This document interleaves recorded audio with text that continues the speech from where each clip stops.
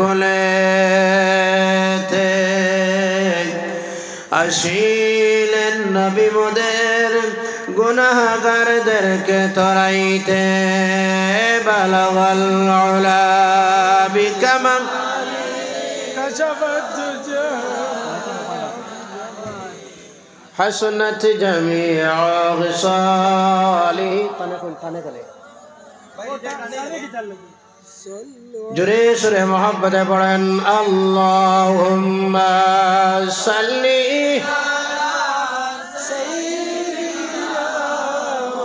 মাওলানা মুহাম্মদ ওয়া আলা আলি সাইয়্যিদিনা মাওলানা মুহাম্মদ মনে আশা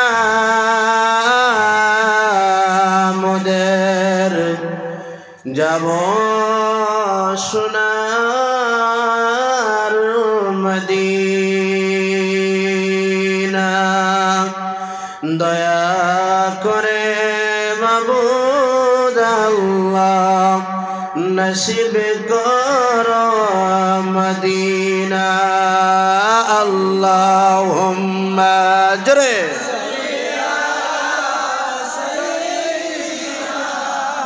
মাওলানা মুহাম্মদ ওয়া আলা আলি সাইয়্যিদিনা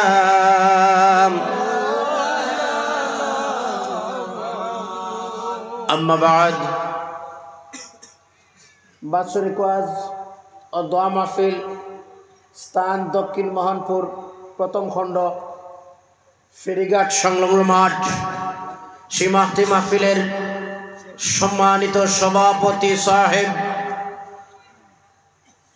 উপস্থিত হযরত উলামায়ে কেরাম বাবার বয়সের মুরব্বিয়ানে আযম কোরআন সুন্নাহ প্রেমিক আমার প্রাণ প্রিয় নওজোয়ান বন্ধুগণ এলাকার আবিদা সালেহা মুসলিমা মুমিনা আমার মা ও বোনেরা আমি আবার সালাম দিচ্ছি আসসালামু আলাইকুম ওয়া রাহমাতুল্লাহি ওয়া বারাকাতুহু। ওয়া আলাইকুম আসসালাম ওয়া রাহমাতুল্লাহ। আশা রাখি আপনারা ভালো এবং সুস্থ আছেন। সবাই ভালো আছেন তো? মন খারাপ না ভালো? কিছু কষ্ট লাগে না আরাম লাগে? সুবহানাল্লাহ বলবেন না? কোরআনের মজলিসে বসলে খারাপ লাগে না ভালো লাগে? যুবকরা একটা আওয়াজ দিয়ে বলবেন, আওয়াজ দিবেন যুবকরা, কোরআনের মজলিসে বসলে খারাপ লাগে না ভালো লাগে? আরো জোরে বলুন, খারাপ লাগে না ভালো লাগে? আলোচনা যতক্ষণ চলবে ততক্ষণ আসি ইনশাআল্লাহ। শয়তানের পক্ষে না কোরআনের পক্ষে? মজলিসে থাকলে কোরআনের পক্ষে হয় না শয়তানের পক্ষে হয়? বাইর হয়ে গেলে কার পক্ষে হয়? বিলা জরুরত আনা জরুরত যদি বাইর হয়ে যান তাহলে কার পক্ষে হয়? আর জোরে বলুন না, কার পক্ষে? আমরা কোরআন শুনবো ইনশাআল্লাহ, বলুন না ইনশাআল্লাহ। আমরা কোরআন শুনবো, কোরআন থেকে আলোচনা শুনবার মন চায় তো?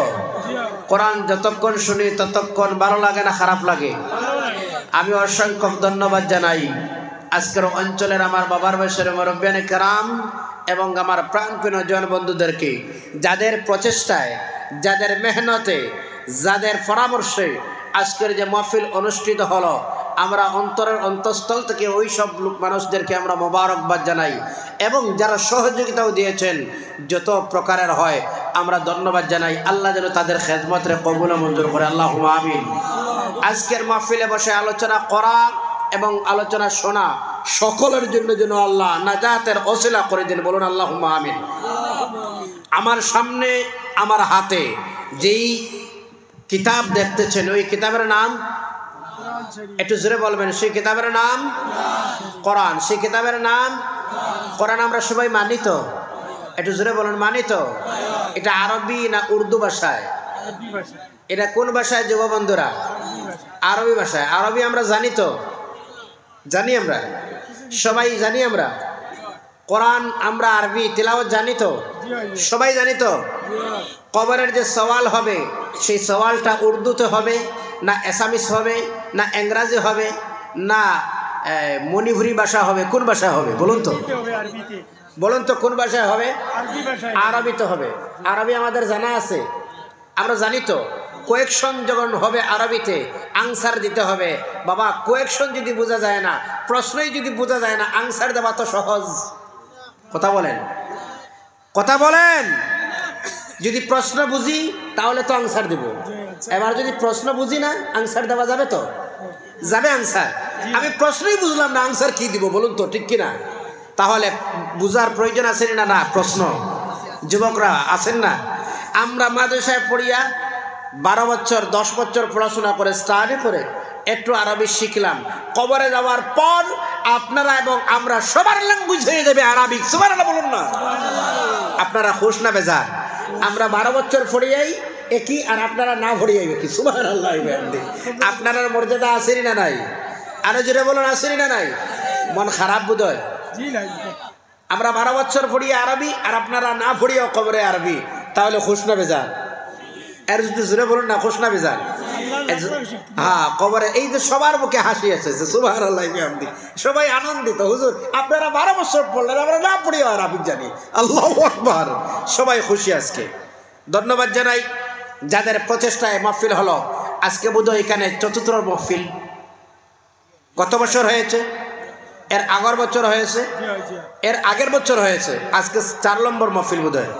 তাহলে এখানে মাহফিল অনুষ্ঠিত হয়, আমরা সবাই আনন্দিত। কমপক্ষে আর যদিও না হয়, সবাই একত্রিত হয়ে আমরা নিজে দোয়া করতে পারবো। তাছাড়া আমাদের মধ্যেখানের জন্য একটু দোয়া হবে, এই তো আশা। আপনারা যে বসে আছেন বাজান, আমাকে কয়েকটা বিষয়ের ইঙ্গিত করা হয়েছে। ওই সব বিষয়ের আমি শুধুমাত্র হেডলাইন বলে দিচ্ছি, আলোচনা হবে ওই সব বিষয় নিয়ে। আমি সময় নষ্ট করতে চাই না। আমি শারীরিক দিয়া জ্বরে আক্রান্ত। তাছাড়া আজকের মাহফিল ছিল আবার করিমগঞ্জে, সেখান থেকে ছেড়ে এইখানে পৌঁছলাম। তার মানে হচ্ছে প্রত্যেক দিন 2টা নিচে, নয় 3টা 4টা, কালকে 3টা মাহফিল আছে। আবার তো চলতেছে প্রত্যেক দিন মাহফিল। আমাকে যে একটু ইশারা করা হয়েছে যেগুলো বিষয় নিয়ে আলোচনা হবে, মা বাবা সম্পর্কে আমি শুধুমাত্র হেডলাইন বলে দিচ্ছি। যুবক শুনবেন আপনারা? যুবক আছেন তো আমার সঙ্গে? দেখি না হাত তুলেন তো, খারা খারা আছেন। মারহাবা মারহাবা মারহাবা বলুন না। নারায়ে তাকবীর, একটু জোরসে নারায়ে তাকবীর, নারায়ে রিসালাত। আল্লাহ যেন কবুল করে, আল্লাহুম্মা আমিন। মা বাবা সম্পর্কে, কি সম্পর্কে? মা বাবা সম্পর্কে, এবং হচ্ছে মদ সম্পর্কে একটু ইঙ্গিত দিব। ভাই বোনের সঙ্গে ব্যবহার কি, এ নিয়ে একটু আলোচনা করব। পাপাচার, পরকিয়া, জিনা, এই ব্যাপারে যদি আলোচনা শুনবেন আপনারা। প্রতিবেশীর সঙ্গে আচরণ কি করতে হয়, তা কোরআন কি বলে, দ্বীন ইসলাম কি বলে, আমরা শিখব। শুনবেন আপনারা। এই 5টা বিষয় নিয়ে সংক্ষিপ্তভাবে আপনাদের সামনে আমি আলোচনা করব। প্রথমে যে আলোচনাটা শুরু করতেছি, এই আলোচনাটা হচ্ছে মা বাবা সম্পর্কে আলোচনা। শুনবেন আপনারা? রাজি আছেন আপনারা? আল্লাহ রাব্বুল আলামিন পবিত্র কালাম কোরআন, সে কোরআনের কারীমের সূরা হচ্ছে সূরা বনী ইসরাইল। বলুন তো কোন সূরা? একটু জোরে বলুন তো কোন সূরা? বনী ইসরাইল। সে বনী ইসরাইল সূরায় 22 নম্বর আয়াত রয়েছে। কত নম্বর আয়াত? 22 নম্বর আয়াতে আল্লাহ রাব্বুল আলামিন বলেন, ও কদা রব্বুকা আল্লা তা'বুদু ইল্লা ইয়া। কাদা, আল্লাহ রাব্বুল আলামিন সিদ্ধান্ত আলোচনা করার পরে যেটারে বলা হয়, সিদ্ধান্ত যেটা দেওয়া হয়, রায়, তারা বলা হয় কাদা। আল্লাহ রাব্বুল আলামিন চূড়ান্ত সিদ্ধান্ত দিয়ে দিলেন।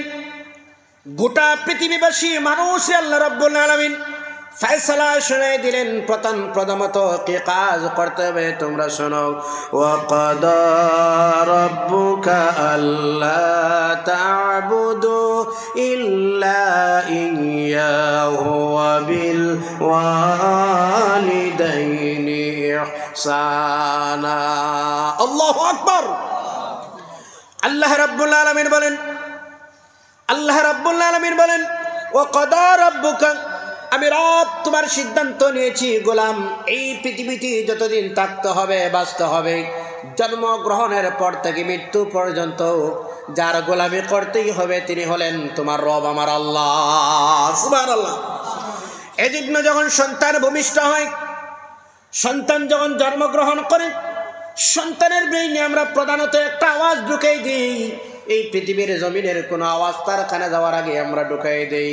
সর্বপ্রথম যার নাম শোনাই তিনি হলেন আপনার আমার রব মহান আল্লাহ রব্বুল আলামিন। আমরা তার কানের মধ্যে বলি আল্লাহু আকবার আল্লাহু আকবার আশহাদু আল্লা ইলাহা ইল্লাল্লাহ। আমরা শোনাইনি না? তার মানে হলো তার কানের মধ্যে রবের নাম শোনানি হয়। রব কাকে বলে? রবের নাম শোনানি হয়। এই রবের পরিচয় দেওয়া হয় জমিনের কোনো জিনিস তার ব্রেইনে ঢোকার আগে পবিত্রতাই করে তার কানের মধ্যে আমার আল্লাহর নাম পৌঁছে দেওয়া হয়। জুড়ে বলেন না সুবহানাল্লাহ। আমার আল্লাহ রাব্বুল আলামিন বলেন এই জমিনে তোমরা যতদিনে আসো ততদিন আমার গোলামি করো, আমার গোলামি ছাড়া আর কারো গোলামি তোমরা করবে না। আমার গোলামির পরে আল্লাহ বলেন ওয়াবিল ওয়ালিদাইনি ইহসানা। আল্লাহু আকবার। আল্লাহ রাব্বুল আলামিন ও যুবক বন্ধুরা খুব মনোযোগ দিয়ে শোনা, বড় আক্ষেপ লাগলো অন্তরের মধ্যে, দিলে বড় আঘাত লাগলো। হারে আজ বুঝি কিছু সন্তানরা আছে তাদের মার সঙ্গে তাদের বাবার সঙ্গে খারাপ ব্যবহার করে। বড় কিছু আওলাদ আসেনি? একটু জোরে বলুন না, আসেনি কিছু আওলাদ? আল্লাহ রাব্বুল আলামিন বলেন ক্ষমা নয় দাঁড়িয়ে দিলেন না, ক্ষমা দিলেন না। আমার আল্লাহ বলেন ওয়াবিল ওয়ালিদাইনি ইহসানা। আমার গোলামি করো আর আমার গোলামির পরে যে কাজটাই করতে হবে সেই কাজটার নাম হচ্ছে তোমার রব মহান আল্লাহ রাব্বুল আলামিন হুকুম দিয়েছেন তোমার মা আর তোমার বাবার সঙ্গে তুমি ভালো ব্যবহার করো রে গোলাম। আল্লাহু আকবার বলুন না। মা বাবার সঙ্গে ভালো ব্যবহার, এই আয়াতের তাফসীর করতে গিয়ে মুফাসসিরিনে কেরামরাই বলেন মা বাবার সঙ্গে কেমন আচরণ হবে। সাহাবী রাসূল নবীজির দরবারে গিয়ে বললেন ইয়া রাসূলুল্লাহ ইয়া হাবিবাল্লাহ মা হাক্কুল ওয়ালিদাইন আলা ওয়ালাদিহিমা। ওগো আল্লাহর নবী মা বাবার কি কি হক রয়েছে সন্তানের উপর? আল্লাহর হাবিব বলে দিলেন হুমা জান্নাতুকা ওয়া নারুকা। তোমার মা আর তোমার বাবার হক কতটুকু হলো? তোমার মা আর তোমার বাবাই হচ্ছেন তোমার জন্য জান্নাত না হয়ে জাহান্নাম। আল্লাহু আকবার। তার মানে হলো যদি কোনো সন্তান তার মা আর তার বাবা এই দুইজনকেই যদি সন্তুষ্ট রাখতে পারে, আল্লাহ রাসূল সাল্লাল্লাহু আলাইহি ওয়াসাল্লাম বললেন যদি মা বাবা সন্তুষ্ট হয়ে যায় গোলাম তুমি রেডি হয়ে যাও, তোমার জন্য আল্লাহর জান্নাত কনফার্ম। সুবহানাল্লাহ। যদি কোনো সন্তান তার মা আর বাবা যদি সন্তুষ্ট করতে পারে, আর যদি কোনো সন্তান তার মা আর তার বাবা যদি নারাজ করে নেয়, সে যদি কাবা শরীফের যদি ইমাম হয় তার জন্য আল্লাহ রাব্বুল আলামিনের জান্নাত ওয়াজিব, জান্নাত হারাম জাহান্নাম ওয়াজিব হয়ে গেছে। এই জন্য আমার বাবা আমার ভাইয়েরা এই পৃথিবীতে এমনও কিছু সন্তান রয়েছে মার সঙ্গে খারাপ ব্যবহার করে বাবার সঙ্গে খারাপ ব্যবহার করে। আসেনি না নাই? আসেনি না নাই? এই অঞ্চলে আসেনি কিছু মানুষ কার সঙ্গে? মা বাবার সঙ্গে কি করে? খারাপ আচরণ করে। এমনও কিছু সন্তান আসেনি না নাই? কথা কইবা একটু, আসেনি না নাই? বাবার গর্দনায় ধরি ধাক্কা মারি বাহির করে দেন, আসেনি? বাবার নাম রাখে বুড়া বেঠা আর মায়ের নাম রাখে বুড়ি বেঠি, আসেনি না নাই? বাইরে দুইটা হাত জোড়ে করে বলি কোন পীর সাহেবের কাছে গিয়ে দোয়ার জন্যই বললে পীর সাহেব দোয়া করলে দোয়া কবল হইতেই পারে না, হইতেও পারে ঠিক কিনা? 50-50 দোয়াটা। কিন্তু আল্লাহর কসম করে বলি আমার ভাইয়েরা শোনো, মা বাবা যদি কোনো সন্তানের জন্য দোয়াটা করিলায়, মা বাবা দোয়া করতেই দেরি হয়, সন্তানের পক্ষে মা বাবার দোয়া আল্লাহর কাছে কবুল হইতে দেরি হয় না। সুবহানাল্লাহ। আল্লাহু আকবার। এই মা বাবা কি জানেন? সন্তান যখন সকালবেলা ঘর থেকে বাইরে হয়ে চলে যায়, বাজান সেটা পরীক্ষা করে দেখবা তো প্রায় সন্তান সকালবেলা যাওয়ার সময় ঘর থেকে যখন বাইর হয়, আচ্ছা বাইর হওয়ার সময় মার সামনে বাবার সামনে গিয়ে ভালো যদি সন্তান হয় কি বলে? কথা কই না? বিদায় চায়, বাবা মা আমি যাই। ওই সময় মা বাবা কি বলেন? মাশাআল্লাহ, সুবহানাল্লাহ বলেন না? ওই সময় মা বাবা কি বলেন? ভাই যুবক ভাই একটু আওয়াজ দিবা, কি বলেন? আমরা যখন সকালে চলে যাই কলেজে যাওয়ার সময় যদি বলি মা আমি কলেজে যাচ্ছি, ওই সময় মা বলেন যাও বাবা আল্লাহর হাওলা। যখন আমরা কাজে যাই, কাজে যাওয়ার সময় যদি বলে মা আমরা কাজের মধ্যে রওনা দিচ্ছি, ওই সময় মা বলেন যাও বাবা আল্লাহর হাওলা। যখনই আমরা যে কাজে বাহির হয়ে যাওয়ার সময় যখন বলি মা বাবা, তখন বলেন যাও বাবা আল্লাহর হাওলা। বাবা আমার শোনো, ওই সময় যখন বলেন যাও বাবা আল্লাহর হাওলা, ওই শব্দই বলার সঙ্গে সঙ্গে আল্লাহ রাব্বুল আলামিন দুইজন ফেরেশতা গোলামের জন্য বডিগার্ড বানাইয়া দিলায়। সুবহানাল্লাহ বলবা না? যাও বাবা আল্লাহর হাওলা, হাত তুলি আর দোয়ার প্রয়োজন হয় না। আল্লাহু আকবার, আল্লাহু আকবার। সেই মায়ের হাত তুলি দোয়া করার প্রয়োজন হয় না, বাবা হাত তুলি দোয়া করার প্রয়োজন হয় না। যখনই বলেন যাও বাবা আল্লাহর হাওলা, এক্সট্রা দুইজন ফেরেশতা আল্লাহ রাব্বুল আলামিন ওই সন্তানটার সঙ্গে বডিগার্ড বানাইয়া দে। আল্লাহ ফেরেশতারে ডাক দি বলে আমার ফেরেশতারা রে, আমার গোলামটায় তার কলিজার টুকরার সন্তান আমার হাওলা করে দিল, আমার হাওলা করে দিল। এই পৃথিবীর জমিনে সবচেয়ে যদি আপনজন কোনো মানুষ হয়, এরাই হলেন বাবা, এরাই হলেন মা। জুড়ে বলেন সুবহানাল্লাহ। সবচেয়ে আপন কে? একটু জোরে কথা বলবেন। সবচেয়ে আপন কে? মা আর বাবা, মা আর বাবা। যখনই বলেন মা আমি যাচ্ছি, বাবা আমি যাচ্ছি, তখনই বলেন যাও বাবা আল্লাহর হাওলা। আল্লাহ এক্সট্রা দুইজন ফেরেশতা বডিগার্ড বানাই দেওয়া। যুবক শোনো, মনের পরিবর্তন করো, এক্সট্রা দুইজন ফেরেশতা আল্লাহ বডিগার্ড বানাই দিয়ে। আল্লাহু আকবার বলবেন না একটা বার? আল্লাহ দিয়ে বলেন ফেরেশতা তা আমার গোলামটায় তার সন্তান আমার হাওলা করে দিছে। কার হাওলা? আমার জিম্মা করে দিল।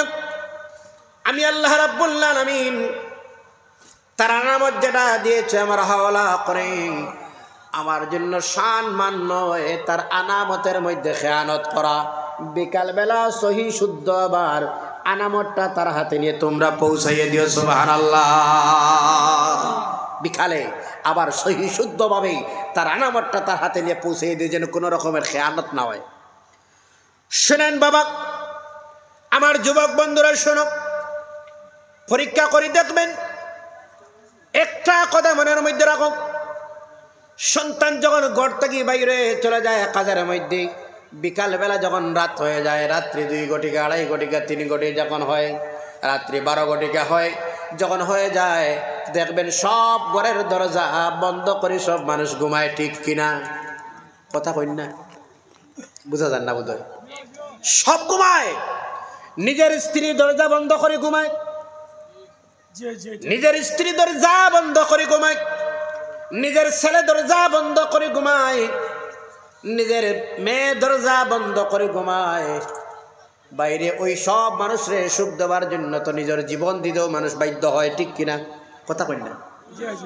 একটা ছেলের জন্য বাবা উপার্জনে যায়, ছেলের জন্য, ছেলের সুখের জন্য, মেয়ের সুখের জন্য, স্ত্রীর সুখের জন্য নিজের জীবন পর্যন্ত দিতে মানুষ বাধ্য হয়। যাদের জন্য আপনি রওনা দিলেন নিজের স্ত্রীর সম্মানে, নিজের স্ত্রীর ফ্যামিলি মেনটেনেন্স করতে, যখন আপনি রওনা দিলেন ছেলের পোশাক, ছেলের ফ্যামিলিটা মেনটেনেন্স করতে সময় আপনি বাইর হলেন, এই ফ্যামিলির দায়িত্ব আপনার কাছে আছে। বরং রাত্রির বেলা আপনার অপেক্ষা না করে সব আরামসে খানা পিনা খায় আর ঘরের দরজা বন্ধ করে কম্বল গায়ে দিয়ে ঘুমায়। ঠিক কিনা? সব স্ত্রীর দরজাও যখন বন্ধ হয়ে যায়, মেয়ের দরজাটাও যখন বন্ধ হয়ে যায়, ছেলের দরজাটাও বন্ধ হয়ে যায়, পুত্রবধূর দরজাটাও যখন বন্ধ হয়ে যায়, সব দরজা বন্ধ যখন হয়, বলুন তো একটা দরজাই খোলা থাকে, সেই দরজাটা বলুন তো কার? একটু জোরে বলুন না কার?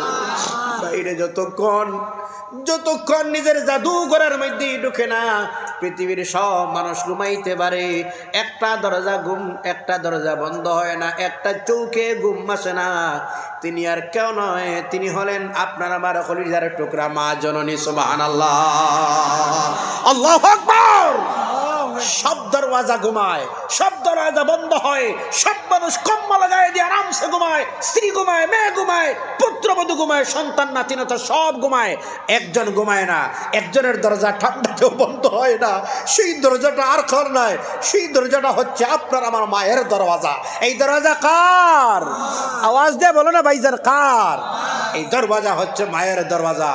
কতক্ষণ বলেন মা নিজের পুত্রবধূরে ডাক দিয়ে জিজ্ঞাসা করেন ছেলেটা আসলো নি মা?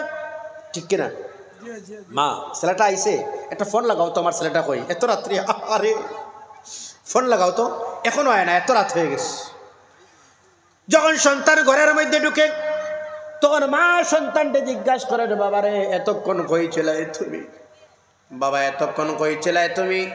দিনের বেলা সকালবেলা ঘর থেকে বাইর হলে রাত এতটা হয়ে গেল, কেন আসলে না বাবা? কোনো মুসিবতের মধ্যে ছিলাই, দিনের বেলা কোনো কিছু খেয়েছো না, তুমি এখনো বোকা রইছো রে বাবা। এই শব্দ জিকানিওয়ালার কেউ নয়, এই শব্দটা জিকানিওয়ালা হচ্ছেন তোমার আমার মা জননী। সুবহানাল্লাহ, সুবহানাল্লাহ। এই শব্দ আইনি না, না বাবা দিনে কিছু খাইছো নি না, তুমি এখনো, আল্লাহু আকবার, আল্লাহু আকবার। আকেফ এই সমাজের কিছু ছেলেরা আছে, এই মার সঙ্গে খারাপ ব্যবহার করে, এই বাবার সঙ্গে খারাপ ব্যবহার করে, এমনও কিছু ছেলেরা আছে, আসেনি না নাই? আরো জোরে বলো, আছে, আসেনি না নাই? একজন ছেলে যদি ভাইজান একদম ফ্রি মাইন্ডলি আপনি বুঝেন আর সমঝেন, আমি আল্লাহর কসম করে বলছি, মায়ের সঙ্গে বাবার সঙ্গে কোনো সন্তান যদি খারাপ ব্যবহার করে, সে যদি কাবা শরীফের ইমামও হয়, তার জন্য জান্নাতে যাওয়া সম্ভব নয়, নয় নয়, সম্ভব নয়। কথা বুঝাইতে পারছি? সে জান্নাতে যেতে পারবে? জান্নাতে যাওয়া সম্ভব? তার জন্য জান্নাতে যাওয়া সম্ভব নয়। নবী পাক সাল্লাল্লাহু আলাইহি সাল্লাম বলেন, কোন সন্তান, বলুন তো বুঝেন, কোন সন্তান মা বাবার দিকে রহমতের নজরে, মায়ার নজরে একবার দৃষ্টি দিলে একটা মকবুল হজের সব মিলে। ভাইয়া সুবহানাল্লাহ বলবা না? সুবহানাল্লাহ বলবা না? আরো জোরে বলুন তো। হজে যাওয়ার পরে একজন মানুষ হজে গেল, একজন মানুষ কোন জায়গায় গেল? হজে গেল। হজে গিয়ে হজ করলো, 100% তার হজ কবুল তো? বলুন না, 100% তার হজ কবুল তো না? কবুল হওয়ার চান্স আছে, যেমন না হওয়ার তো চান্স আছে তেমন। কিন্তু মা বাবার দিকে যদি কোনো মানুষ রহমতের নজরে, মায়ার নজরে যদি একটা বার দেখে, যদি একটা মকবুল হজের সব, তার মানে হজ কবুল হয়েছে, এতটুকু সওয়াব আল্লাহ দেয়। সুবহানাল্লাহ।